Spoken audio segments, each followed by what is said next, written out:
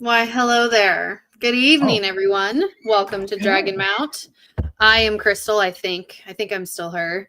This over here is my good buddy Thom. Welcome to our Monday night rewatch. I'm going to go ahead and apologize up front if there's any extra ambient noise tonight. I am currently having my main drain line snaked, like, while we're sitting here. So yeah, that'll be fun. If I disappear, that's why. Does anyone even use the term roto-rooter anymore? Like, I don't think so. Isn't that like a trademarked? Yeah, I mean that's what people. It's like calling a tissue a Kleenex or whatever. You know, like that was the brand of snake that everyone used to use or whatever back in the day. But I think I was like 25 when I realized that they were not called Kleenex and that they were called like facial tissues. Whatever, not Kleenex. Yeah. The but no one uses that anymore. I feel old now. I don't know why that just. And now I can hear my grandmother in my head. Give me a Kleenex. So they're over there on the dresser. I can hear it in my head now. Sorry. It just warped me back to childhood, especially because I've been cooking. Oh, hello, Luna. Yeah. I've been cooking my I make a fresh pasta sauce myself. I like to make sauce myself, and I learned most of the recipe from her. I've developed my own over the years, but most of the recipe I got from her. Very nice. I always make homemade lasagna for Christmas Eve. That's like our kind of traditional dish. Xerox, yes. Can you Xerox that for me over there? Mm-hmm. Oh my God. There's actually one of the teachers at my school that's still that's what she calls it. Oh, I'm sorry. Oh, yeah. Are you using the Xerox machine? Yeah. Yep. For him. Or the copy. We're doing the 7 fishes. And because we're being cheap and we couldn't figure out another fish, one of our fishes is Swedish fish. That's hilarious. It's a little dish with Swedish fish that anyone can take. That's the 7th fish. That's the 7th fish is the Swedish fish. Ooh. Chili. Ooh, chili. I want some chili now. Are you a meat and bean person? No beans. That's what I was about to say. No. Yeah. No beans. Now, if there's beans in it, I'm like Sheldon from Big Bang Theory. There was like a bit that he did where it was like, but you put beans in it. It's not chili anymore. And then he's eating it. He's like, this is delicious, but whatever it is, it's very delicious. Chili. It's not chili. Whatever it is, it tastes great. And well, I'm from Kansas, and we put beans in our chili here in the Midwest. I know. You can keep it. It's all yours. Do you like it spicy or not spicy, though? Like, everyone has a different spice level. It needs to have a kick to it. Like, it needs to have a little bit of a kick on the back end. But if it's like making me sweat, I'm out. I don't want it. Although with enough sour cream and cheese, you can, That's fair. Oh, hi, baby. Yes. Speaking of guests that are jumping into the show, let's see who we have waiting backstage for us today. Where's my little thing? Here we go. Look, here comes an awesome guest. Yeah. Hello. It's the amazing, wonderful, stupendous, lovely author, Sarah Madsen. That's me. Yes. What did I write in the thing? Because I stole it. Is from your website name, the UnfetteredMuse? Yes, UnfetteredMuse. Yes. Hi, how are you? Hey, I am fabulous. I will also apologize in advance because I have my dog around who's probably gonna get kind of whiny. Delilah. How dare you pay attention to humans instead of women? And like I'll be working in my office all day and she'll be in the other room on the couch. But of course, as soon as I'm like do something, she's sitting right here and she will whine. But she knows we're watching Vox Machina, so she's excited. So because she's named after Delilah Briarwood. So. Perfect. And last week our guest had a kitten that was named Keyleth. Hey, great pet names. Yes. Yeah. Yes. I have a Luna, a Lanfear, and a Luther. Lanfear's from Wheel of Time, just in case. Luna, we thought was a girl for like 3 years, but turned out to be a boy. And Erin, my wife, is a huge Sailor Moon fan. And then Luther is because my wife would not let me name him Idris. And we were currently watching the TV show Luther, which Idris is in. So I was like, all right, Luther was the exception. Yeah. Yeah. It was another L name. So my other dog that we just recently lost, he was named Brynjolf after the head of Thieves Guild in Skyrim. So that's got nerd names up in here. Yeah. Condolences. That's not that's sad. No, I don't want to make it downer though. But he was great. He was a good boy. But this is my old man. He's 19. Wow. Luna. Yeah. Speaking of mentioning Wheel of Time names and characters, though, there was some news that we obviously have to talk about that we got to break because we got the press release, which was really nice of them. Even though the press release that they sent us had incorrect information in it, which was fantastic. They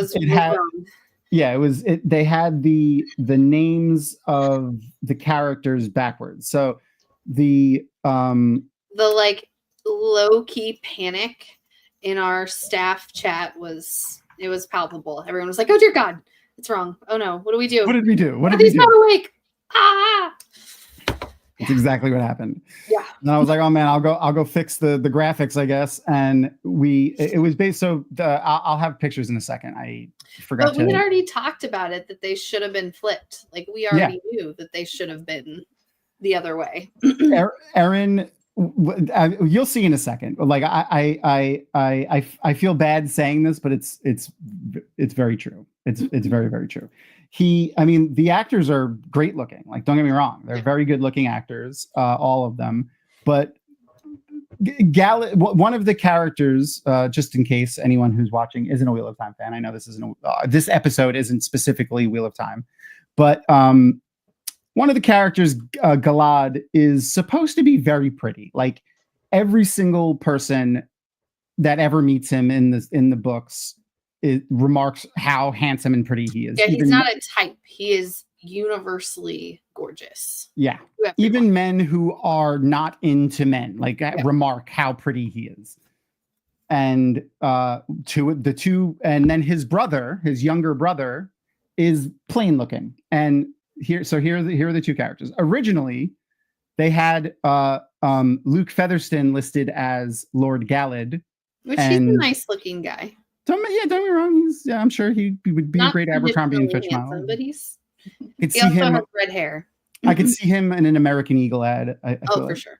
Yeah. And then Calum Kerr was listed as Lord Gawain. And when you look at the two of them, there's one of them is a little bit more traditionally. Yeah. Tall, dark, and handsome right there. And look at that jaw. Mm-hmm. Yep. That jaw is his the eyes, the eyebrows, all of it. But like that jaw is like a character. Like it looks like a joke. Like his jaw looks like a joke. Like it's so square. But yeah. So we had and Erin was like, oh, I forgot exactly what she said. This is fact. It's in comparison. That's true. He was still in himself. That's true. That's very true. Erin said something really funny. I can't remember what she said, but it was basically like, it should be the other way around, essentially. And then the other two that we got was Olivia Williams as Morghese, their mother, and Nuno Lopez as Lord Gabriel. So those were our character announcements. And Crystal's going to deal with her rotor-rootering, but I'm excited that they finally are bringing in the royal family. There's a video over on Dragonmount where I talk all about them. So if you want to know more about that, go check it out. We're not going to go spend too much time on the Wheel of Time because we got to get to Vox Machina and Dungeons and Dragons in general, pretty much. Because fun fact, I know I talked about it last week, but I only mentioned Candlekeep Mysteries last week. Sarah has written for the official Dungeons and Dragons. Yeah, these there you go. They're Candlekeep and Keys from the Golden Vault. And those are the special edition. Yes. The fancy alt covers. Yes. I have the regular covers here. Yep. That's the Candlekeep. Yeah. Yeah, I've got one in there, and then I've got the Casino Heist Adventure in Keys, which was super awesome. So they came to me to ask me to if I would write the casino heist, and I was like, yes. Yes. I mean, not only yes, but like also yes, very yes. Can I please? Like, can I actually please write the casino heist? So I actually I played one of your stories from Candlekeep's before I realized it was yours, actually. While we were playing it, while I was DMing it, I was like, oh yeah, Sarah did a story in this, and I was like looking through. I was like, oh, it's this one. Surprise! Yeah, because I was telling like my friends at the table, like, oh, I know an author who did a story in this from JordanCon, and then I looked it up, and it was that one that we were. Yep. Well, I hope they had a lot of fun being creeptastic. Oh, they did. Yeah, it was the without spoiling anything. It was basically it was the platinum mines. We had to go and clear out the platinum mines for a group of dwarves that wanted to go and start them up again. And there are some interesting things going on in those mines. Let's just say they decided to double cross the dwarves, by the way, and try to take it for themselves. Excellent. So the coming back to bite them in the ass is going to happen. It's all ready to go for when they get out of the Feywild, but they're still in the Feywild for now. Amazing. Platinum mines are very lucrative, so yeah, I can see that. Yeah. The a one shot for on Boxing Day. That's fun. I always forget about Boxing Day. Is that the day after Christmas? Yes. Okay. And it's mostly it's a Canadian thing, right? Yeah, mostly Canadian thing. Yeah. The so speaking of not American traditional things for the holidays, does anyone else have any interesting plans for the holidays that are not normal tradition, or just whatever a fun tradition is for your family? So many years ago, before I had children, we poured some beverages. The person driving was not drinking because that's not safe. And went to go look at Christmas lights. Speaking of poured beverages, the more we drank, the more critical it became. And so now we have a tradition of going around on Christmas Eve, and we call it Critical Christmas, where we drive around and we insult people's Christmas lights. If they're not straight up, they're too crazy. If the colors don't mesh, it's Critical Christmas. Amazing. I like it. Yeah, we do a Christmas Eve. So my family on my mom's side is like Ukrainian and Slovakian and Eastern European. So we have a lot of Eastern European holiday traditions. Like during Easter, we do Ukrainian Easter eggs, which are like intricately decorated, really cool, like little Easter eggs. But Christmas, we do like Christmas Eve is our big dinner, and it's like a meatless meal, and you all come together, and there's like very like specific courses that you do, and each one has sort of a meaning. So it was always like my favorite part of Christmas, was more so than Christmas morning, was like Christmas Eve dinner, because it was so kind of special and it was fun. So so we're doing that at my sister's tomorrow. So is it fish based also? Yes. So fish, which we stretch the meaning of what that is sometimes. Sometimes we do very traditional fish. Sometimes we could bring Swedish fish. Yeah, just take mine. Yeah, yes, just do the Swedish fish. Swedish fish, absolutely. So, but split fish. Sometimes we kind of veer a little into the seafood side of things, but not no meat. That's fair. Catholic kind of tradition. Yeah. It's a lot of fun, and it's kind of a more. It's interesting because I don't know how many other people do like Christmas Eve as their big event. My family does. Day. You do? Okay. Yeah. I come from a large Italian family, and we that's a lot of the Italians and a lot of Irish that I know too, from New York at least, would have a big Christmas Eve. Would be the big day. So Christmas Eve would be like basically for the family, and then Christmas Day would be for your immediate family. Like you would have your, depending on how, you would have your kids, your wife, or your parents, or whatever. Just the immediate family would be Christmas Day. But I'm half Italian and then half German and also Slovakian, which is okay. You don't run into a lot of a lot. No, of that. Yeah, I also have Italian on my dad's side, so hey. My grandmother, my mom's mother, was born in Yugoslavia. She was Yugoslavian. Wow. Which doesn't exist anymore, which is funny. Yeah. It's not funny, but it's funny because my grandmother comes from a country that doesn't exist anymore. And my mother's side of the family was also huge. So we would have to have we would actually have to have 3 Christmases. We'd have my father's side of the family, which was the Italian side, which was huge. Then my mother's side of the family, 5 kids. So, and then they all had kids. So some of their kids had kids, even when I was young. And that was big. And then it would just be, us and my grandparents. But on my mom's side, I am the second oldest, I think, of 19 cousins on my mom's side. So yeah, big. She was one of 7. So yes, we've got the whole giant family shenanigans. It's pretty great. So nice. The I have my pasta sauce cooking and ready to go for the baked ziti, because we're gonna do baked ziti because my wife does not eat fish. And we have the Italian tradition is the 7 fishes. So we got the 7 fishes. And I think I don't know, I know one of the traditional Eastern European stuff was 12 fishes for the 12 apostles or whatever. But we've only ever done the 1 fish, maybe 2 fishes. Yeah, I'm sure. Yeah. I mean, they only do fishes for that because the fishermen got together and petitioned the Pope back in the day to hey, no one's buying fish. And then they made it so that you don't eat meat on Good Friday and that you should eat fish. And they did that literally to help the fishermen, which was funny. I like talking about that, but we won't go too crazy into our Catholicism mythology, or going back into my private Catholic school era when I had nuns as teachers, because that was fun. Yep. Yeah. So Vox Machina, you have obviously you're a fan. We're watching episode not 2 and not 3 and 4. I don't know why it says 3 and 4, but it says 5 and 6 on YouTube, but it says 3 and 4 at the top of here. I don't know what you guys see in chat or what the rest of you see. In the YouTube thing, it says 5 and 6, but for whatever reason, it says 3 and 4 here. Anyway, we're going to be watching episodes 3 and 4. And as per usual, I will have the teleparty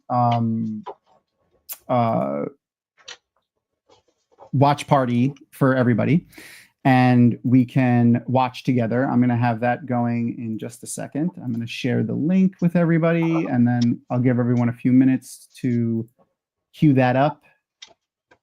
Here we go. We'll make sure the link works, because last week it was not, because it's frustrating. Let me post the link in all of the chats. I'll put it in our chat so that we can click on it, and then I'll post it to y'all so y'all can click on it. And then, as per usual, I have the boom. I love it when it works on the first try. The countdown clock. Hey. So if you want to follow along by perfectly legal means, I'm sure, watching it elsewhere, you can follow along with that countdown clock. Okay, so are you playing in any tabletop RPGs currently? So many. Oh my goodness. So yeah. So I have a weekly Tuesday night D&D game that I play in online, on Discord. Awesome. Yeah. And then I have a weekly Friday night D&D game that I play in. And those are with local friends, so we kind of alternate back and forth. And then I'm running a once a month Curse of Strahd game. Ooh. Which is a lot of fun. And then, of course, there's inevitably the periodic one shot here and there, or I'll pop into somebody else's game. So yes, tons and tons of, so many. Well, there's the question of, do you play or DM? Obviously, I'm both. Do you have a preference? Oh gosh, I enjoy them both. So DMing. I have finally come to, I have adjusted. It used to be very stressful for me, and I didn't even realize how stressful it was until I was a good way into a campaign, and I was running games starting at noon on a Saturday, and I think it was too early in the day for me, and so I felt rushed and I wasn't ready and I wasn't prepared, and it was just triggering these anxiety rages for me. My poor husband had to put up with me.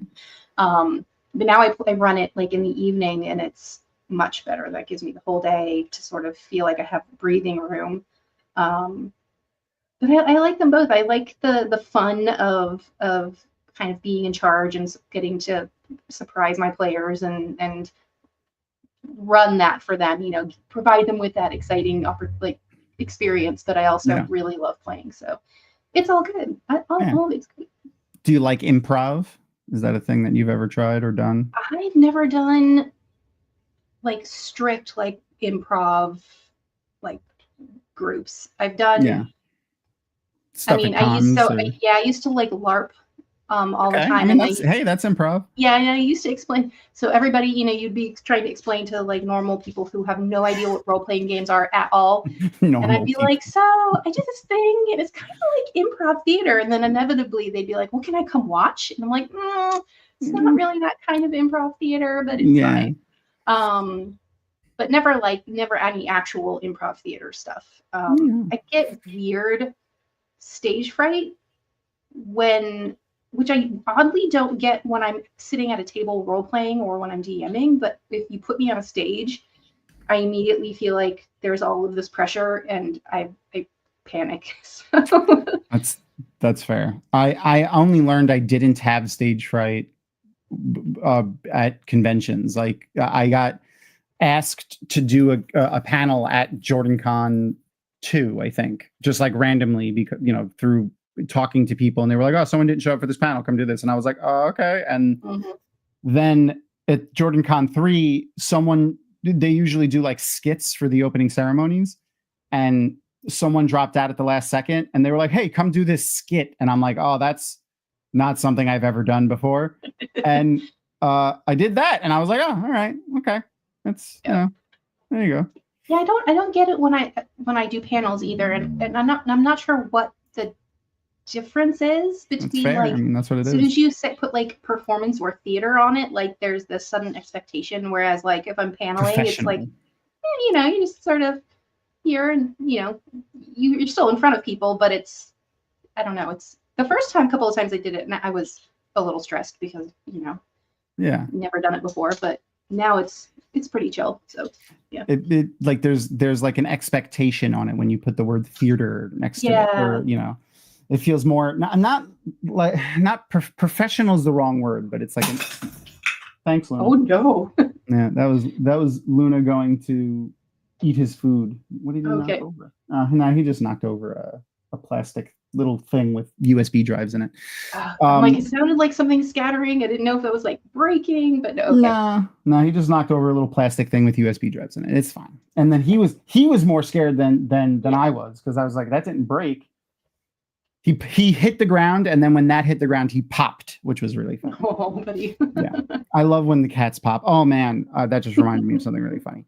So one of my the other cat, Luther, that we got him as a kitten, like newborn. He was born in a bush outside of my brother-in-law's house, and we had him for like a year and a half, and he had never thrown up before.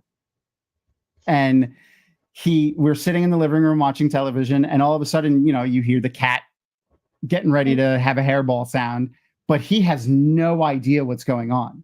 So he freaks the hell out and just starts popping, like doing the cat pop, like 2 feet in the air, whilst vomiting. Oh no. Yeah.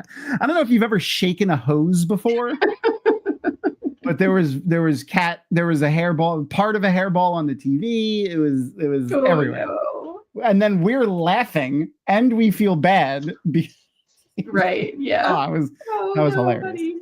Yeah. Now he's an old hat at it now. He just he's got such thick fur. So he just it's fine. A drop of a hat. And he looks for the carpet to do it too, obviously. Yeah, naturally, yes. Yeah. We don't have carpeting in the house. It's all hard. It's all like, the floor, like wood floor, and then like tile. If he's standing on anything that isn't carpet, he will find a carpet and then throw up on it. The cats. Anyway. Yep. So back to D&D. I've also done both. I also like doing both. And for the exact same reasons, pretty much. Sometimes it's fun to make the puzzles up or surprise players. And I like to take little decisions they make and then bring them back later. Like just, oh, you remember that guy that you talked to that you didn't give money to on the street? Well, here he is again. For whatever reason. Yay, what's up, Arosa? Hi, happy holidays, joyous Yule, or a Festivus. I don't know. Yeah, whatever. Festivus, yeah. Yeah, Festivus was the one from Seinfeld, right? Mm-hmm. Yeah. So whatever you celebrate, I hope you have a good one. I prefer, but sometimes I like to, just sit there and riff with other people, and that's what I feel like the being a player is. Mm-hmm. Do you have a preferred class? I love playing druid. I don't know why I gravitate toward druid all the time, but like I want to say druid, a good 40% of my characters are druid. Druid is good. I like druid, but definitely rogue is the one I inevitably play all the time. Even when I'm playing like Dragon Age or whatever, like rogue, World of Warcraft rogue. There's just something about like dual blades and sneaking that I just love it. So okay. Yes.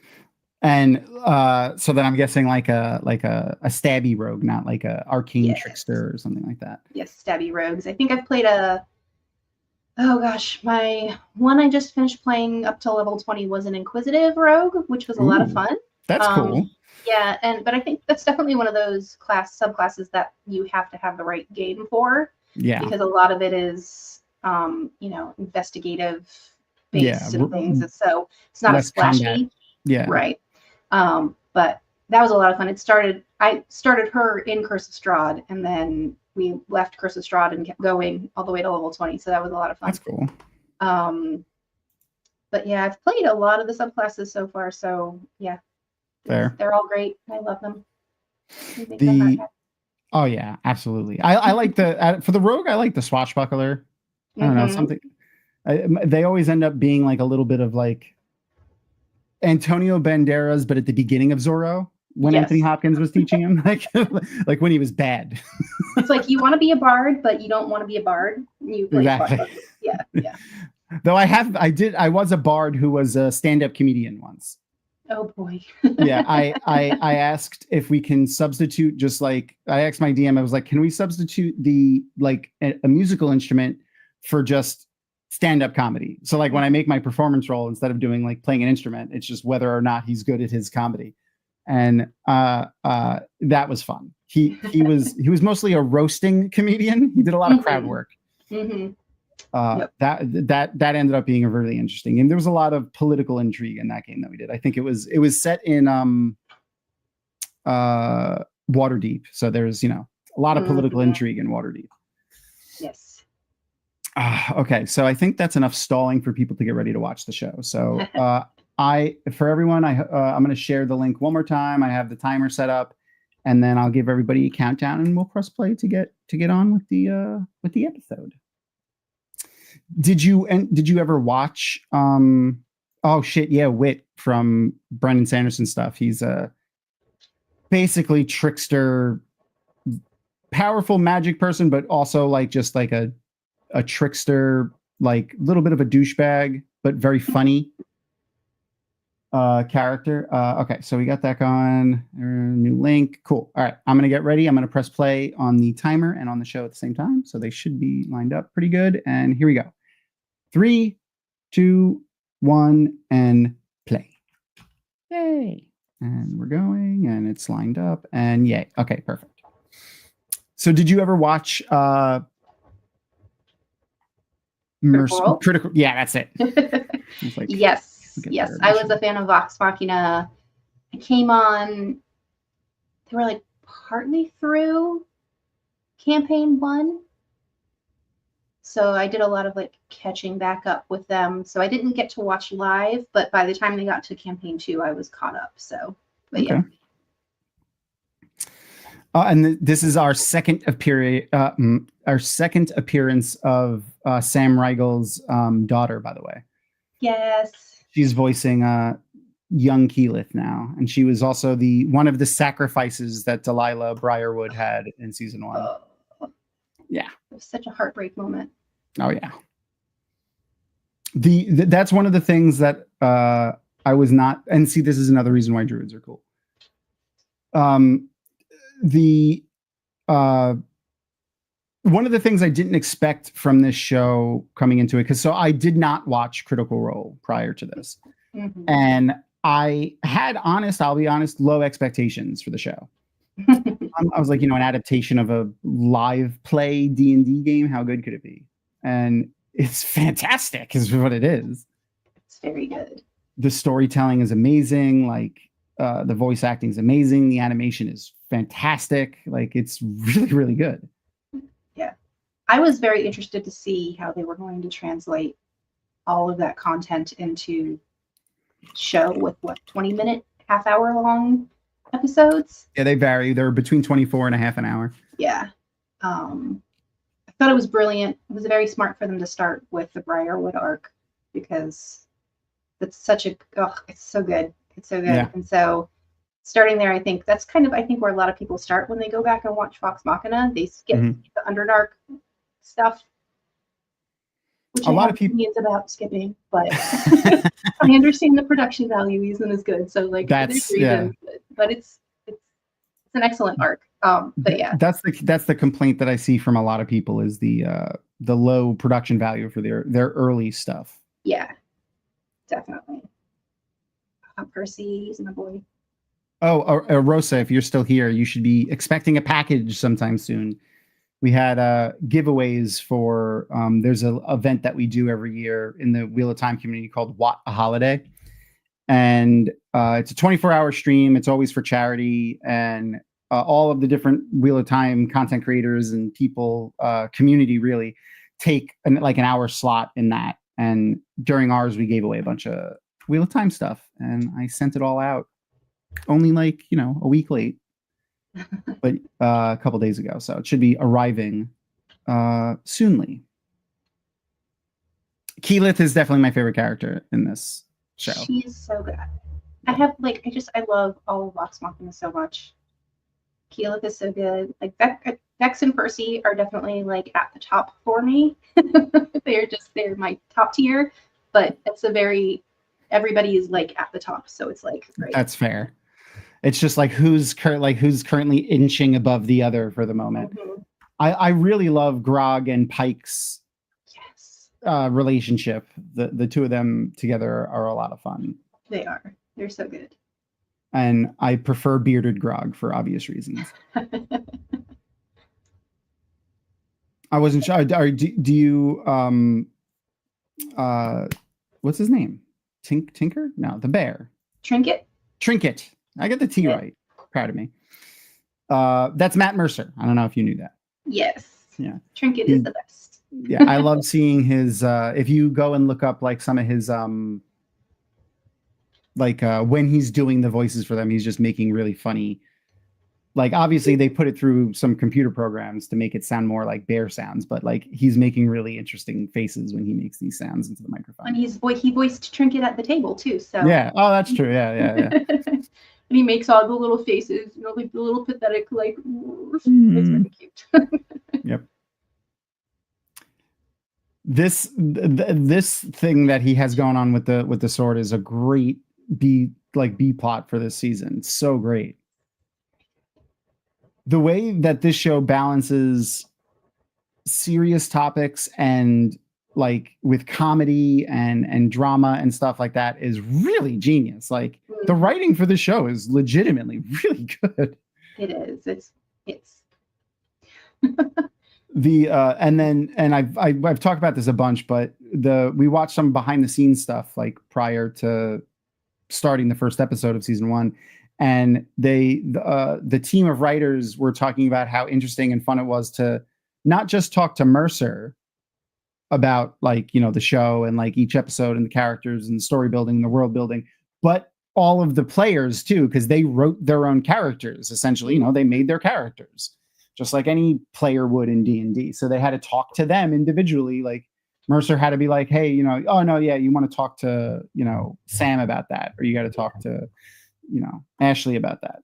Well, and I think that's part of what's so interesting, right? Is like, because it's like being at a table where each person is in charge of their own character. And so a lot of times there's like motivations happening behind, like under the surface that you don't see. And so understanding those motivations, especially when you're making something like this, is like, so good at getting like all those little minor details that you might miss if you were going off of like one person's interpretation of things. So yeah. You're absolutely right, Alex. And also, hello. it's the dream of every theater, especially if you're a theater geek who has started playing tabletop RPG. This is the dream. People talk about the Matt Mercer effect on Dungeons and Dragons, and honestly, that I haven't personally seen it, and I don't think it's a negative. I think it has. I think between Mercer and Brennan Lee Mulligan, it's only not raised the expectations, but it's only been a positive. I think it's been a net positive for the community, and I think it lets people see what's possible. Yeah, because so I LARPed Vampire the Masquerade for like 15 years, starting in college, and I started like the people who I LARPed with when I first started were all theater folks, right? So we were all Where was this? For like, what was that? Where was it? Where was this? Where? No, where? Oh, where? Milledgeville, Georgia. Oh, Georgia. Okay. So that's where our game was, and then we joined like a huge national organization, but it was all very heavy RP and very dramatic and very like intense roleplay scenes. And so when I saw people complaining about Critical Role being like, this isn't a realistic D&D game, like this has to be scripted because people don't have RP like this, I was like, oh, I'm so sorry. Yeah, I'm so sorry. And that's not every table. Like I don't even play tables. Like some of my tables, like my Tuesday night games, were very RP heavy, and we sometimes have games where we don't roll like a single dice. But then some of my other games are not like that at all. So like each table is different, but like there's such this great like that good like cathartic RP stuff is like, oh, it's so good. Oh yeah. I'm playing in 2 games actually with mostly similar group, like almost the same people. It's a regular Tuesday game, but we switch between 2 different RPGs. One we're playing a Star Wars RPG, and the other one we're playing RPG called Fading Suns. But we're using the Traveler RPG system for people who know what that is. And one of them is way more RP heavy than the other, but it's like 4 of the people, including myself, who are in both groups are the same people, but we just play. They're just very different games that we're playing. And I tend to like both kind of games. It just depends. It depends on the table, really. Is what absolutely. It is. Yeah. Yeah, my Friday night game, we definitely do a lot more like above the table. Like we have RP, like absolutely. But we do a whole lot of like pseudo out of character conversations as well, like discussing plans and things, where it's like Tuesday night games is very like in character all the time. But like my character would do this, or this is what my character says, instead of just like speaking in character. Yeah. Right. There's no that's the thing that I always tell people, especially people that haven't played a lot of RPGs or people that are new to them, is like it's as much or as little as you want. Like there's no right or wrong way to do any of this. Absolutely. And if anyone tells you differently, you probably don't want to be playing with them. No. It's just about finding the players in the table that work for like what you're looking for. I remember the first time I played D&D at a convention was DragonCon. After Critical Role had kind of gotten established. So the first game I played at was a Critical Role based game. So it was like set in Exandria, and it was like, you know, everybody knew what they were getting, you know, that this was a Critical Role themed sort of table. And so everybody who sat down at the table, like, was there for the same kind of game, if it makes sense. Like everybody was like, we're here to play like they do when they play Critical Role. And then I played it a separate game that same weekend, and it was a completely different tone because it was not, you know, a bunch of people who wanted to RP and do funny voices, which is fine. I had a lot of fun. It was like a more traditional dungeon crawl, and it was cool. But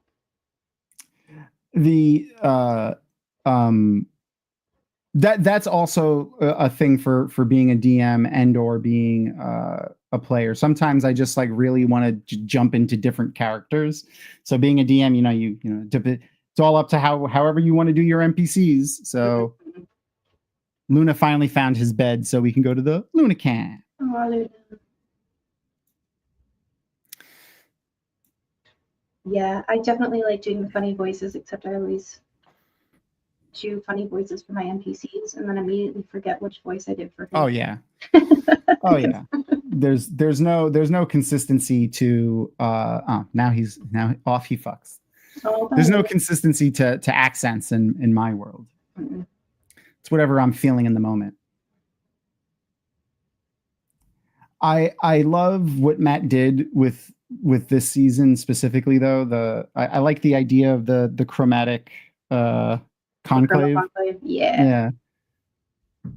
So that moment, oh my gosh, I remember watching Critical Role, like the actual Critical Role episode when the Chroma Conclave attacks Iman, and it was just like edge of the seat the entire episode, and just like, holy crap, like, oh shit, you know, like as impactful as it was in the cartoon, like the actual show was just like, I think I had my jaw like dropped for like a good like 3 hours watching it, just like, what's happening? Like, what is going on? So Glenn asks, how would you feel about a game master not allowing you to read the player's handbook or basic rules of the game? I mean, like, that's players read the player's handbook. No, I'm just kidding. I mean, I feel like it's bad. Like, I don't know. Like, that's like, I mean, it depends. Like, maybe you're doing something that could be fun where it's like, I read a thing where it was like, no one makes their characters in the beginning and you just like play as like a plain person. And then as you go through, it's like, oh, I guess you're a barbarian. Like, there's weapons on the floor. And which kind of, that's cool. But like, that's not what that feels like. That feels like more of someone being controlling and kind of shitty. Yeah. It would have to have a good reason and a good process for that. Yeah. Also, because especially as the DM, like, I need players to know how their stuff works. At least how to play their own class.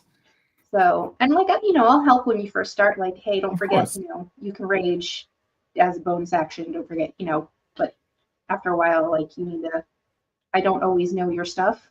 Yeah. When you get to the higher levels of some of the classes, it can get harder, much harder, especially for spellcasters.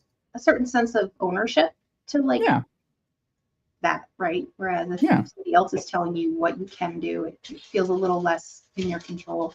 Yeah. The Baldur's Gate 3 really changed the way I look at a lot of mechanical things and combat things, and I like what they did with the 2024 rule updates with a lot of the stuff and how they took that into account. I saw an interview with the lead game developer for the tabletop game, and he was like, he played Baldur's Gate and he was like, oh my god, like they did so much of this stuff better than Jeremy Crawford. Yeah, I think so. Yeah. Maybe. Yeah, who was basically like, yeah, I played Baldur's Gate, and I was like, oh no, this spell works this way, and that's bad. We need to fix that. Yeah, we need to fix that. Yeah, I think it was True Strike that he was talking about. And immediately they changed that. That was like the first thing they changed immediately. Oh, me too. Like I have to read everything. I'm one of those people that just has to read everything. Yep. I love to read all of the information, because then I like to. I'm also one of those people that doesn't like to do the meta of something. Mm-hmm. Like if this is the generally accepted thing, like this is the best healer, you have to play a life domain cleric. Well, I'm going to be a healing monk. Okay, I'm going to be the way of mercy or whatever, and I'm going to be a really good healer that way. Yeah, playing Way of Mercy monk right now. She's great. That's awesome. But yeah, no, I definitely am more of a making decisions based off of what makes sense for the character rather than mechanically. Like I've definitely made choices where I'm like, well, this is not like, I'm going to take this feat and it's not mechanically the most efficient thing for me to do, but it makes the most sense for, you know, where the character's at and what she's doing and what she's been through right now. So Dana Lou, most of our chat is in YouTube. The Twitch chat tends to just be mostly bots when they come in, or if Beth is here, her trolls. That's where they come in. She our one of our good friends, my sister from another mister, in fact. She her name is Beth Doman. She's a she plays games and stuff over on Twitch mostly. She has like 4 or 5 trolls that just are very annoying and follow her everywhere. I love the way he talks to the sword sometimes is really funny. It's so good. What is this? No, it's not Sam. What's his name? I always forget his first name. Scanlan? Sam Riegel? No, Travis. Travis Willingham. Yeah. Travis. I always forget his first name for some reason. He's fantastic. Mm-hmm. Sam Riegel is amazing. Scanlan is easily one of the best bards I've ever seen. He's so good. I'm convinced though that the horny bard trope isn't annoying with him because he's such a good singer. Oh, it's great. And if you watch the actual play, he's such a good improvisational like he'll have like pop songs and things like that he like alters the lyrics for to fit whatever thing that they're doing. And I'm like, I cannot do that. I don't know a lot of people who could do that. And it's so good.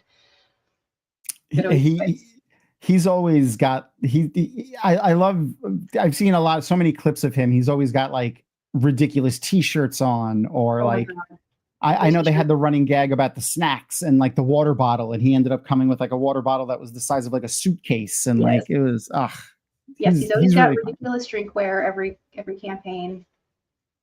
And he's very good at making these characters that like seem just absolutely ridiculous on their face, but then like just hitting you with a left hook of like deep, impactful character motivations and like story and stuff like that. And he can be so over the top and ridiculous and funny that like you forget that there's actually like a really like heartfelt storyteller underneath there sometimes. Yeah. It's very good.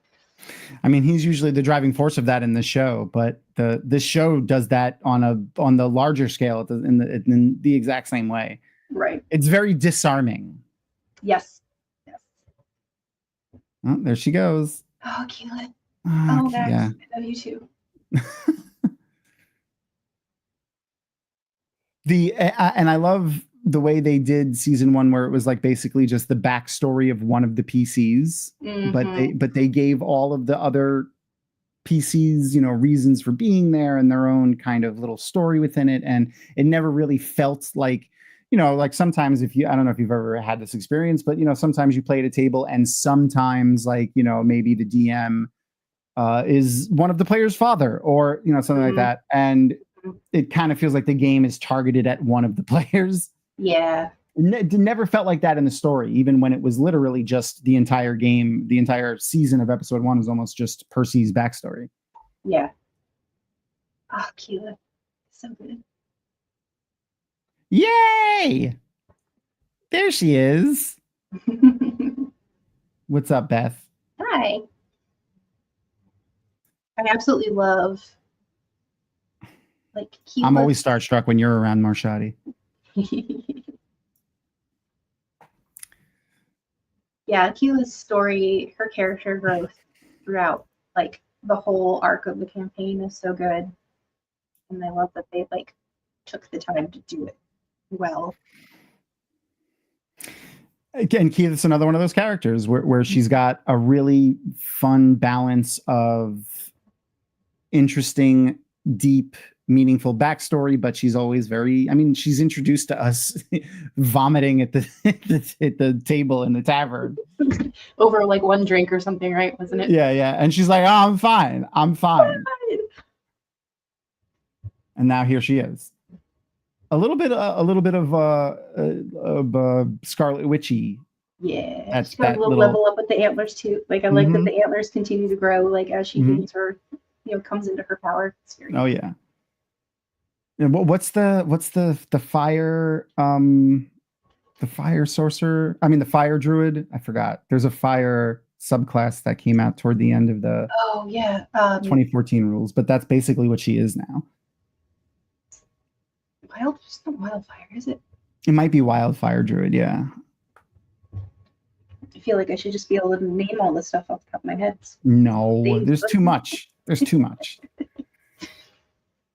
Though I am excited that they're finally adding back in the Artificer now that it's in the Unearthed. They came out with the Unearthed Arcana, and I'm happy because the Wild Beyond the Witchlight game that we're playing in, I'm actually a player in, and my character is a runaway fairy princess because she wasn't in touch with nature and she was more of a tinkerer. So I made her an artificer. Excellent. Yeah. She ran away from the spring fairy court because she didn't want to be like, you know, nobility. She wanted to play with her little machines in her shop. So she ran away and joined the circus, literally.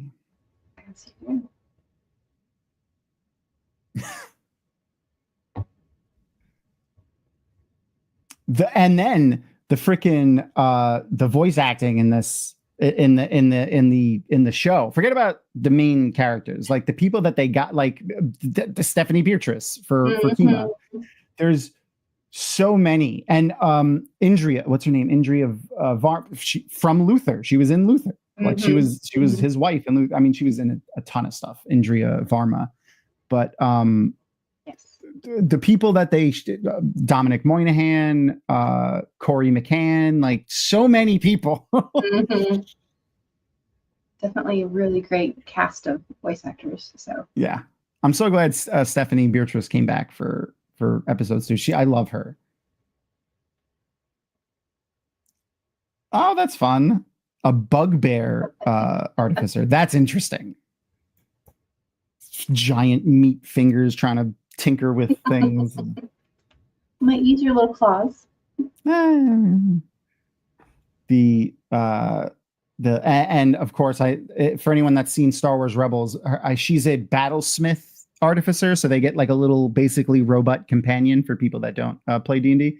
And I made Chopper from Star Wars Rebels. So it's basic. I found someone who designed like a wooden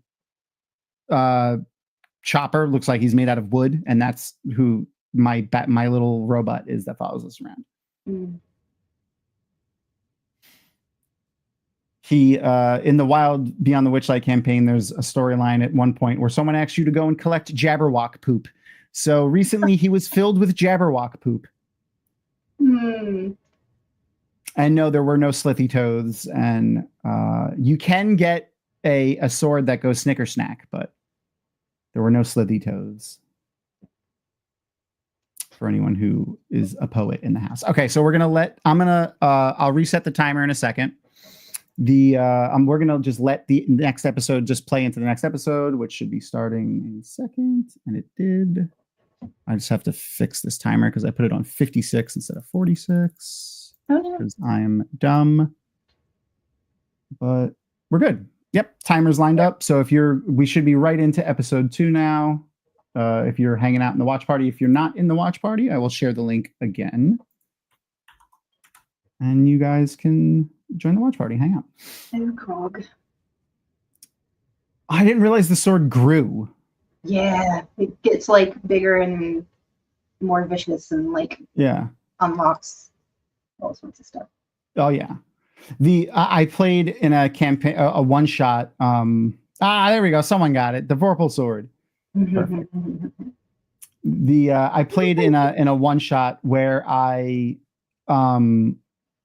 we came in at level 1, but I was playing as a paladin, and he was like decked out in crazy looking armor, and he had like an amazing sword, and I had worked this out with the DM already. He dies in the first combat, and obviously the other players are going to loot him. I was actually not playing the paladin. I was playing the sentient sword that he was using. So then the player that picked up the sword, I just moved my chair next to them and sat next to them for the rest of the game. That's exactly what I did. The more they used the sword, the more wisdom saves they had to make to see if they could resist. And there was a couple of times where I took control of their character, which was kind of fun. And since it was a one shot, it wasn't like, I wasn't trying to mess up anyone's characters or anything. We were just having a good time. I'm very much into agency with players and their characters. I don't like doing that kind of stuff, unless people are okay with it. But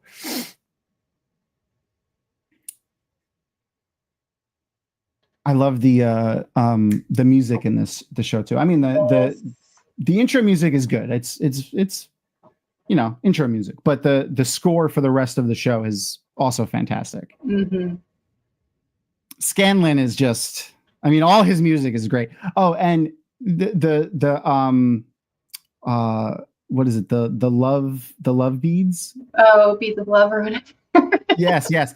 There's a second verse to that at the end of that episode. If you listen through the credits, they have a whole second verse to that song in the credits of that episode, which is fantastic. I think I remember watching an interview with Sam Riegel, and he was talking about, I think he wrote all of the songs with like his brother-in-law, I think, who he was very much just like, Sam's kind of a dirty bird. Like, I didn't know this about my brother-in-law. It's like, yeah, no.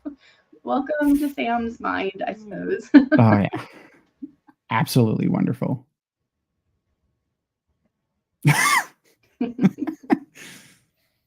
They have the classic trope of not communicating with their party, and to their own detriment, as per all fantasy, pretty much. Yes, you do.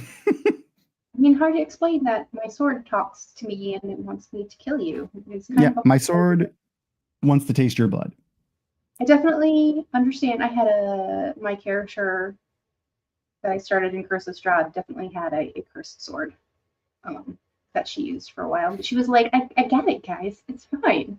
If it gets too bad, you're going to let me know. Otherwise, I got it. And then at one point, I sneak attacked our cleric, which was actually quite satisfying. But, the curse. For other reasons. It was satisfying for other reasons.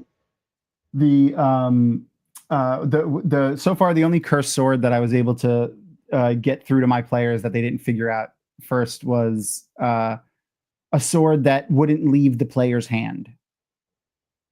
So they actually used it. Like my friend who picked it up, she enjoyed it. She was a cleric, I believe, and she used it pretty interesting ways. She would throw it at people, and then it would appear back in her hand, and she did all kinds of fun stuff with it that I didn't think about, which is the part that I really like. In both, like, I like seeing my players do that, and I like being the player that does that sometimes. Though I always feel like I'm annoying the GM. I don't want to be that person. I never want to be that person, but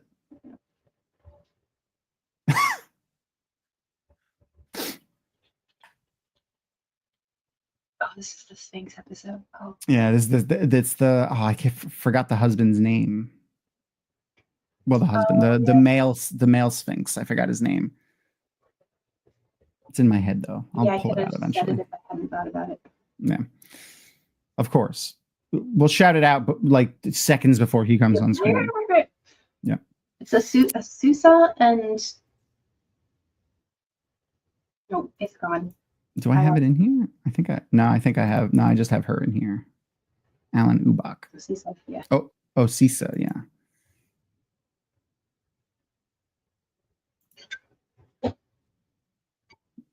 Yay! That's fun. Yeah, Windows updates not fun. No.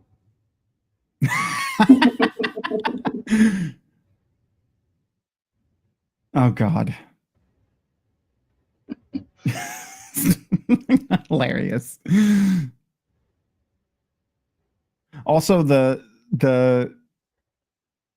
smorgasbord of wide pansexual characters is pretty fantastic in this. It's very good. It's very good. Ancient runes. I liked the touch of the undead giants from season 1. Seeing that guy in the snow just reminded me of that. Yeah, those were terrifying. Especially, like even in the show, like they were just. That's you're used to skeletons, but like a giant is like a whole other level of. Yeah.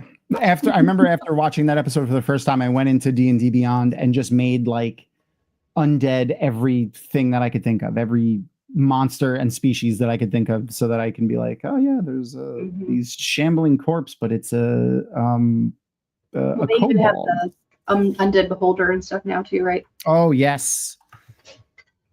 There's that thing is terrifying, and there's an undead legend, ancient dragon too. That's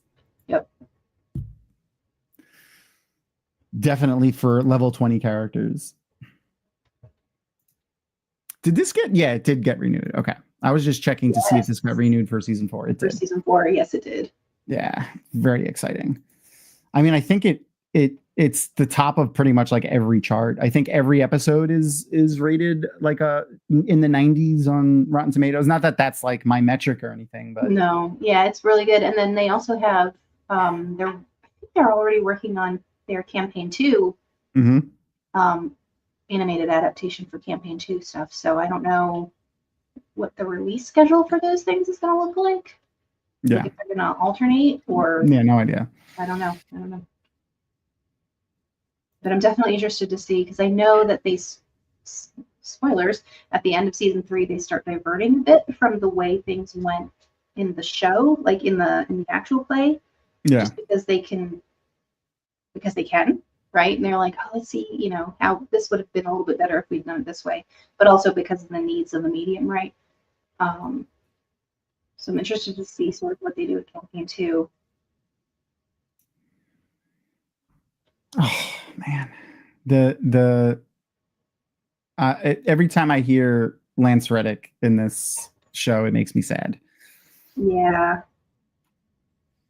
such an amazing voice actor, an amazing actor in general. Like him in The Wire was fantastic. Yeah, he's so good.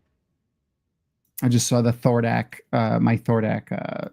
I was looking through to see if I had made the image for I made the images for all the characters, but I forgot to make one for him. Of course.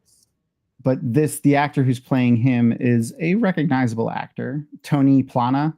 Probably won't recognize his name, but definitely recognize his face. He's in a ton of stuff. Where did that go? There we go. Tony Plana. Did we figure out what the Sphinx's name is yet? Oh, it's Kamlijori or Kama, I think they call it, but it's Kamalijori. Kamlijori. He was in what was the thing that he was in that I was like, oh my god, that's fantastic. Oh, the Three Amigos. It was an old movie at this point. Yeah. The one from 1980, whatever. Yeah. With Martin Short, Steve Martin. Yeah. He was El Jefe. He was the head guy. Wow. I haven't thought about that movie in I don't know forever. How long? Yeah. Yeah. Hilarious though. Yes. A little culturally appropriative, but still it was funny. 80s, Yeah. I mean, it could have been, it was the 80s, could have been a lot worse. Mm-hmm. Recently, I think he was in he was in Evil. He plays one of the priests in Evil, which was great. Great show with what's his name? Shit. Luke Cage. Yeah. It'll pop up. Yep. Coming. Mike something. Michael something. Luke Cage. Michael something. Colt. Michael Colt? Maybe? Coulter. I almost had it. Coulter. He's the only one so far, by the way, that hasn't announced whether or not he's coming back for the new, like they brought back, they're bringing back Brian Cox. What's his name? No, not Brian Cox. Or Daredevil and Jessica Jones. They're bringing back both of those actors. They haven't announced if they're bringing back Charlie Cox. They haven't announced. I walked by him one year at DragonCon on the street. Is he tiny? It was like, I didn't realize until he was like halfway past me. I'm like, it's Charlie Cox, and it's fine. DragonCon celebrity sightings is a bit wild sometimes. That was brave. Fighting trying to fight a Sphinx. Obviously, he's never seen their stat block. Nope. Was he tiny? Charlie Cox? I mean, not tiny. Okay.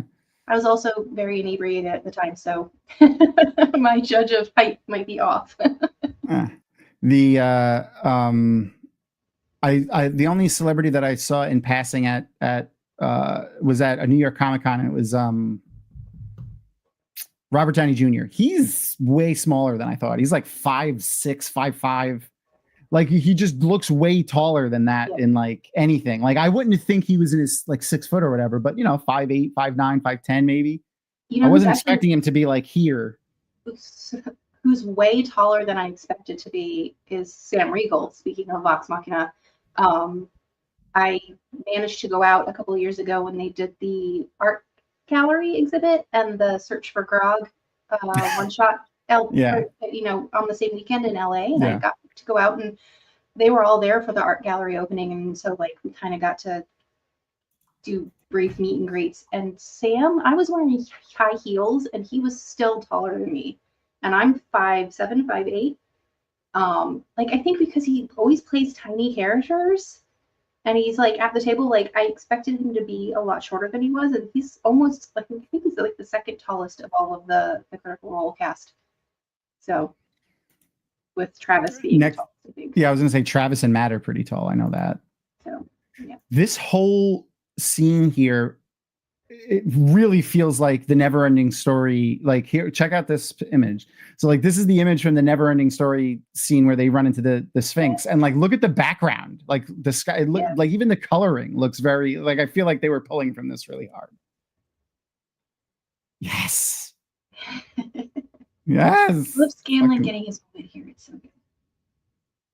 Fucking fantastic.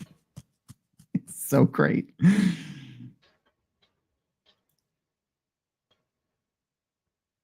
This would be where like, the tropey where they would be like, I want to seduce the Sphinx. But instead of trying to seduce the Sphinx, it's like, I want to remind him of a great love that he had already. Like that's perfect. Power ballad. It's so good. So great. Oh God. Hilarious. It's I mean, I don't know if have you not played that much D&D, or have you never played with someone who likes to play the horny bard? The horny bard wants to seduce everything. Yes. If you give them the chance, they'll fuck the door to try to open it.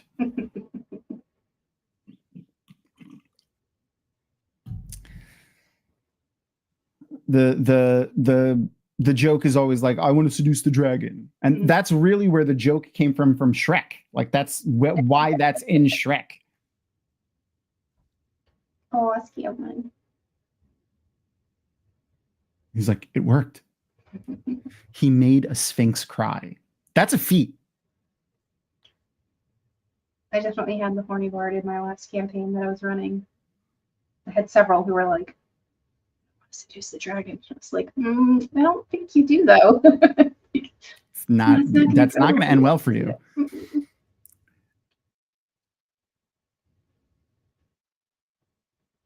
Oh, you must know true love in your life.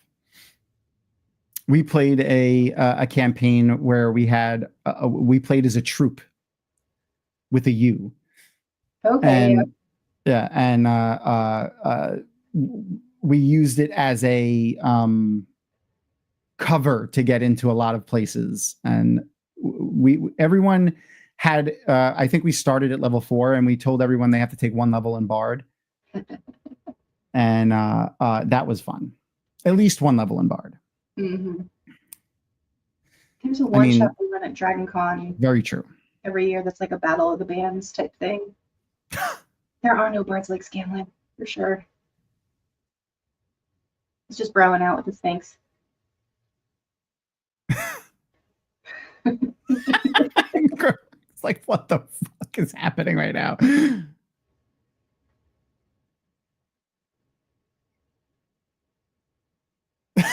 Oh boy. The fuck? It's fantastic. And you know he would never let that live down. Ever, ever, ever, ever, ever. A Sphinx said I was the wisest sage ever. Like Scanlan, wisest sage in a millennia. Like that would be part of my title if I was him. Oh, Myth Carver. Yes. Yeah.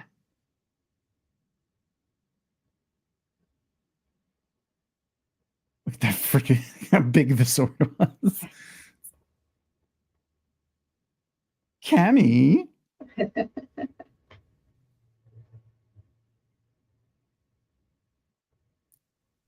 Oh God.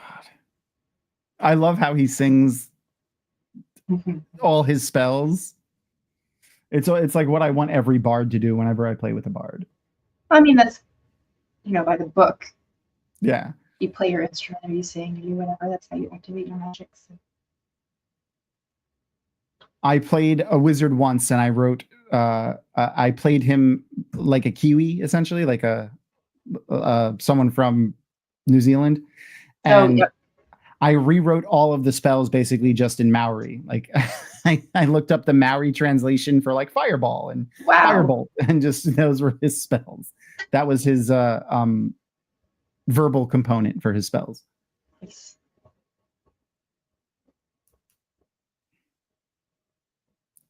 Isn't that the Brainiac symbol? Oh. And then I feel like in this season they kind of made up for it and gave like almost every character except Percy their own little episode and a half arc almost. Yeah. With the vestiges and Yeah.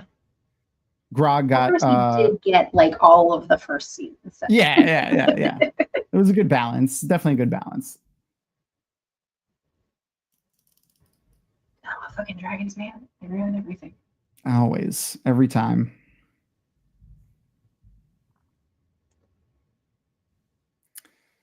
And of course, this one's Mercer. He's very good at this freaking monster scratchy voice that he does. It's very impressive watching him, like even just in the regular like Critical Role. Just the professional voice actors, man, right? Yeah, I know. Especially the range that some of these guys have. Mm-hmm. I've definitely gotten to the point where I can start recognizing their voices in like the video games and stuff that I play. So my son was playing Monster Hunter World, and Mercer plays like one of the first NPCs that you run into. Of course. And like he was playing it in the other room, and I walked by and I'm like, "Is that Mercer?" Was that Mercer? He was like, "Mom, really?" I'm like, "Look, I listen to that man talk like many, many hours every week." Yeah. The there was someone, I forgot who did she play? Do I still have their images in here? I don't have hers. I got to look up from season 1. There's one actor from season 1 that was more prolific than Mercer. She was in like she had like 800 voice credits to her name. She was in like every video game, every Marvel thing that's happened, every DC thing that's happened. I was like, oh my God, it was like 870 things.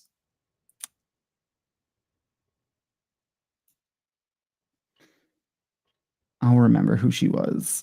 We'll get there eventually. Yeah, I'll remember in like 10. I'll just shout out her name in like 10 minutes. Yeah. There's a dragon and a sphinx fighting right now. No skin. There he goes. A immortal sphinx sacrificed themselves to rescue you. Yeah, no pressure. Yeah.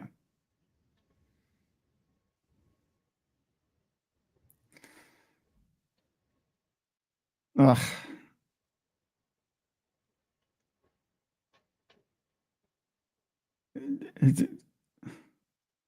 Literally sacrifice themselves with their own body to rescue you.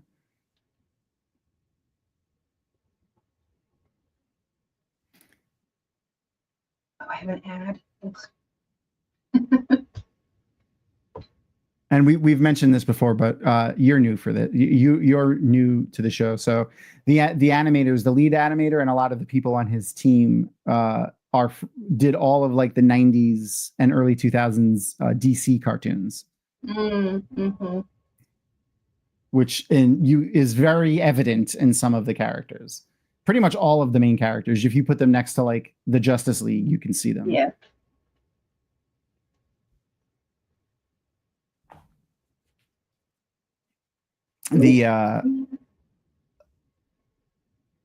They also they inserted a Matt Mercer character into each episode. Yeah. Do you know about that? Yeah. They're not each episode. They're not as consistent about it as they were in season 1. Well, and it's funny because, being Matt Mercer being the DM, who voices all the NPCs in live play, and so the fact that they like cast everybody else as you do when you're he does not no longer has to voice all the NPCs, but it's like, please let me have something to say at least once. Well, no, they the characters in season 1, he didn't even know that they were inserting him. They're just look-alike characters. Yeah, like the city guard, like in one of the first episodes that looks just like him. Yeah, and then in the first episode, Scanlan's peeing on him. That tracks. I think I still have that picture somewhere.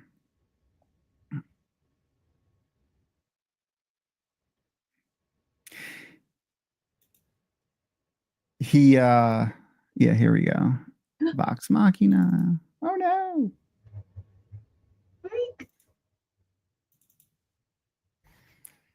This is kind of when your group realized that maybe the sentient sword is a bad idea.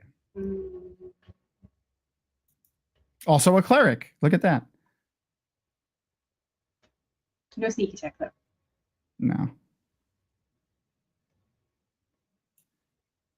I love Grog. I know, Grog is so great.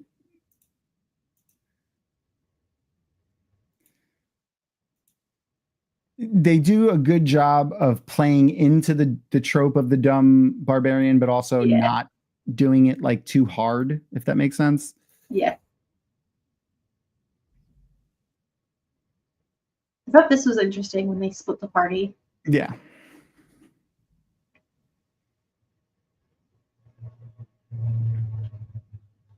Oh, I found the picture. Yeah.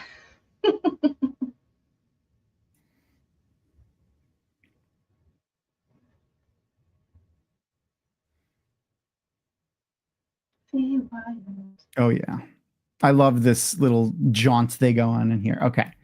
I am going to stop the playback. If you're in the watch party, you will probably it'll keep playing for you guys, and you're more than welcome to keep watching. But we have a little bit of show left to do over here, so we're gonna stop watching the episodes for now, and we have to watch them. We have to watch episode 7 and 8 next week. And speaking of next week, this is a good time to announce our next week guest, I guess. And here we go. Let's see. Where's my image? There it is. It's going to be Ariel Burgess. Now, our Wheel of Time community fans that are watching will probably recognize her name. She is a prolific Wheel of Time artist. She was one of the original OG official Wheel of Time artists for a very long time, until Sony picked up the rights and fired everybody, essentially.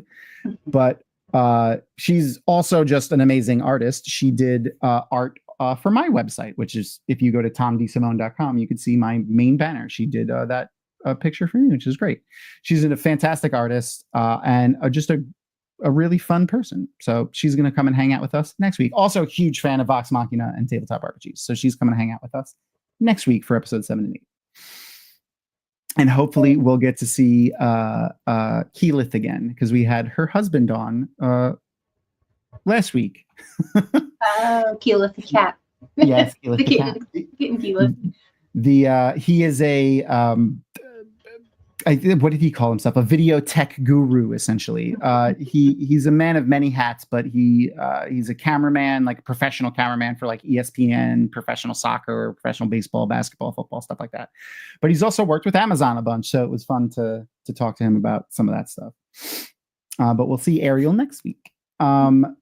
Those 2 episodes were a lot of fun.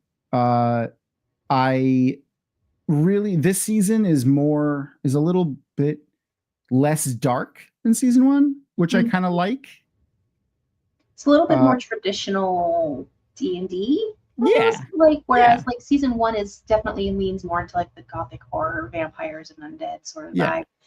This is more like you're fighting dragons and collecting the MacGuffins to defeat the bad guys, and it definitely felt like a little bit like Curse of Strahd, to be honest with you. Though I do really like what they did with Delilah and Silas. Silas, yeah. Like their backstory is basically like the tragic love story, backstory. Yeah. Oh, and not evil. Like it's not just coming from an evil place immediately. Yeah. So, and I like that a little bit. Obviously, irredeemable for their later in life escapades. Well, now, the choices they made brought them here. They were not evil all the time, but they are now evil. Yes. But it was definitely interesting the way they I like how they introduced that toward the end too, after you got to see them do horrible things and already hate them, and then you're like, wait a minute. Another reason the writing, not only Mercer's, writing, because he did, a lot of this is from his brain, but the writers on the show are great. Yep. And I can't see what else they do. That's one of the things that I've gotten into doing recently is like, if I see a TV show or even just an episode of a show that I like, I'll look who wrote that episode and I'm like, let's see what else they wrote. And just, even if it's a movie or a show that I don't normally watch, I'll just go and watch it to see if, maybe it's something I like. One of the things I do like about the show, like the animated show, is that it gives us the opportunity to see like glimpses into stuff that you really didn't get to see while they were at the table. So like those elements of Silas and Delilah's backstory, or like Keyleth's stuff, or the flashbacks to Percy's stuff, like all of those things that like are implied, and you just had to sort of fill in those blanks when you were watching the actual play, get to actually see them on screen with the animated series, which is, it's a lot of fun. So But speaking of other TV shows, the little guest interview that we do at the end of our show is from a fantastic TV show that I'm going to just make my regular announcement of. If you ever run into a DVD box set of Inside the Actors Studio at a local thrift store, please pick it up and ship it to me, and I will give you money for it and whatever Wheel of Time or tour swag I have sitting around to give to you, because I've been looking for it everywhere and it's very expensive on like eBay and stuff. So if you ever see it in your local thrift store, hit a brother up.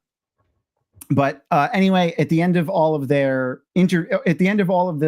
episodes, which is essentially just a really long interview, James Lipton in Inside the Actors Studio would do a 10-question set of 10 questions, all the same for each guest that they had on the show. And since I had a bit of advice from another author friend of mine, which was, I think it's like a very famous saying. I forgot who said it. Good authors borrow and great authors steal. And I just borrowed his questions, because I only use like 3 or 4 of the same questions, and then the others we made up ourselves. So we're going to get into our little Inside the Dragonmount Studio segment. And because I'm very professional, I have a little beginning for that. Hold on. A little graphic. Oh, yeah. Well, yeah, you'll see.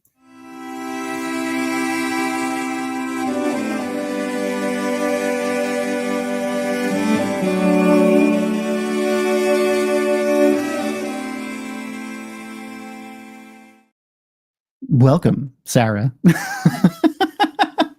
One day I'm gonna have a James Lipton costume. Yeah, I really just want to. I gotta like I'll get like a wig just for the sides and like glasses and a little suit, and I'll be. That day is not today, alas. But thank you for submitting to our questionnaire here. Absolutely. Yeah, and we kind of started this tradition of making our first question, when we got to interview Rafe Judkins for the showrunner and lead writer for the Wheel of Time TV show. If you want to check that out, it's over on our YouTube channel. And he was very excited about this question, and he had an answer for it immediately, which was hilarious. And that question is, what is your favorite dinosaur? Triceratops. Mine too. Uh-huh. since I was like, I don't know, since I knew what dinosaurs were. That's fair. Yep. Me too. And did you know recently, like very recently, like in this year, they discovered that the Triceratops was quilled. Like Really? it had quills on its back, like a porcupine. Huh. Yep. I did not know that. I think someone told us in chat like a couple of episodes ago, and I looked into it, and very accurate.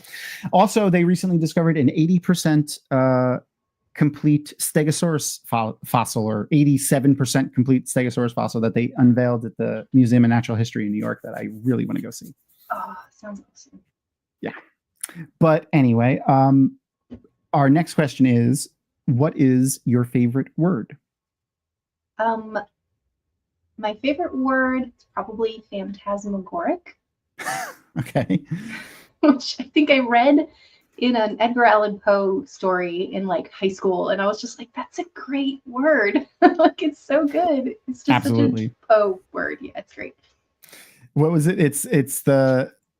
I remember that it has to do with like it's phantasmagoric at PH phantasma, right? Yeah, PH. Yeah. It's like the weird or the odd or the supernatural. Mm-hmm. Yeah. I don't remember which Poe story it was, but yeah, Red Death, mate. No, I'm gonna be wrong, so I'm not gonna guess. But yeah, I have no idea. Just like any book that is a series, if I read someone's work, like multiples of their work, it's just one thing now. Picking it out is impossible unless I like do hard research on it. But in the is it the word? I honestly don't remember. Maybe someone look it up. Noman Garden should know. He's our resident encyclopedia. In that same vein, though, what is your least favorite word? My least favorite word is probably, I'm not even going to say it because I don't like it. It's the C word. Oh, okay. So it's just like most, like I'm not bothered by most words or curse words even, but that one just bothers me personally. Yeah. No, I the way it's used too as a pejorative. Pejorative, that's the word I was looking for. Is hilarious too, because it's powerful. It's not cowardly or weak, which is funny. There's a stand-up comedian that had a whole bit on that I'm referencing, and I don't remember the rest of the bit, so I'll just let it go for now. And then in that same kind of avenue there, do you have a favorite fantasy curse word replacement word? That is there a word that like you enjoy like seeing, or is there even maybe a word that you use in your everyday speech? I don't have any that I use personally, but so I just finished playing Dragon Age Veilguard, so I'm very much in my Dragon Age headspace. So a lot of I'm just fair warning. So I do enjoy Maker's Breath, just as like the. That's good. But yeah. Well, also in the middle of a Dragon Age. Well, I'm 80% probably through my second playthrough. I want to say I didn't play through all the way on the first one. I was playing a tank, and I was like, I'm not enjoying this. So I re-rolled as a sorcerer, and I'm like, this combat is much better, and I'm really enjoying it. I just 100%ed like everything. There's one thing that I missed that I'm real mad that I missed, but everything else I was like, I'm very much a completionist, especially in my first playthrough. And I was like, me too. It took me like 80 plus hours. Yeah. Every side quest, every item has to get picked up. Every corner of every map has to be explored. I'm the same exact way. After my own heart. Okay. Is there an everyday sound that you like? Is it that? Did you hear that? No. What was it? That went. There's like. Because I'm not paying attention to it. Oh, buddy. I like bird song. Like wood thrush is my favorite bird. I used to, in my old house that I lived in, we had a wood thrush that lived like across the street, and I could hear it through my open window. Okay. But I also really love like the crunchy sound of snow, like when you walk through the snow, like that crunch, crunch, crunch. Like it's very ASMR. It's good. Yes, I love the way snow dampens. Not just sound, but like the feeling of insulation after it snows. That's you just reminded me that. Makes me long for it a little bit because we're in Florida now, but I also don't like to shovel it. So yeah. Anyway, is there an everyday sound that you do not enjoy? The buzzing of my husband's computer fan. Makes me insane. during particularly strong graphical events. Yes. Yep. I get that. It's time for a new rubber bearing.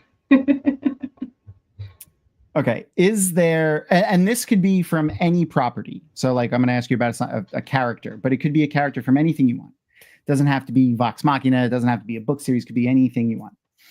Is there any science fiction or fantasy character, fictional character who you think would make the best roommate? Okay, so like I said, Dragon Age brain, right? I think Lucanus Delamorte from Veilguard, because like he cooks. Oh he yeah, makes coffee. Coffee. He's very into coffee. Yeah, he's into the good coffee, right? Like not crap, like. And he's just he's my kind of coffee snob. Yeah, and he seems very like concerned about like making sure everybody is well fed and taken care of, and like he'd be the guy like you'd wake up in the morning and there'd be like a 3-course breakfast like laid out, and you'd be like, I was just making it for myself, so I figured, So yeah, definitely. And not bad to look at. No, not at all. Yeah. Waistcoat, yeah, it's good stuff. Oh yeah. He's definitely got some of the better outfits in this particular rendition. Yes, I absolutely just romanced him, so I might be a little biased. Okay. And then is there a character that you think would be the worst roommate? Strahd. Oh God. Strahd von Zarevich would be like the worst roommate ever. Could you imagine? He would just, I don't know. His thralls. For those of you who have not everywhere. played Curse of Strahd, if you like, he's the worst. He's just the worst. He's the worst. He's like a more dude bro-y version of Dracula. Oh my God, he's the worst. I mean, I love to hate him, but God, that guy. Yeah, he's a great character, but terrible. Mm-hmm. Now, have you ever had this next question could be from it could be now, or I also like to throw in there maybe your first, that if you could think of one. If you've ever had a fictional crush, TV show, book series. Many fictional crushes. But I think the top of the list, the like gold star, definitely has to go to Alistair Theron from Dragon Age Origins. Like 100% for sure, like top tier fictional boyfriend. Absolutely. Yep. He's definitely boyfriend material for sure. Yep. I 100% romanced him and Morrigan. Like I had the baby, like my main ending for those who've never played the Dragon Age series. Spoilers. Yeah, minor spoilers. You can carry your saves over from Dragon Age Origins to Dragon Age 2 to Dragon Age Inquisition. Mm-hmm. They do not go to the latest one, which is like you get to make some choices on like things that happen, but it's not like you upload your save from the previous games, which I really enjoyed. Mm-hmm. But yeah, I romanced him and had a baby with Morrigan in my main one that I would always upload to the other ones. I was his print. I don't know what you would call, like he's consort? The king. Yeah. Consort. Yeah. I was the consort of the king. Definitely. Yeah. And then, if you had the option to assume any job or join any group you wanted from any form of fiction, like a Jedi, or I would want to be in Avatar: The Last Airbender, I'd be in the Warder Tribes, or whatever you want. Which one would you want to be? Grey Wardens. Again, going back to my Dragon Age raid space, but yeah, no, for a long time.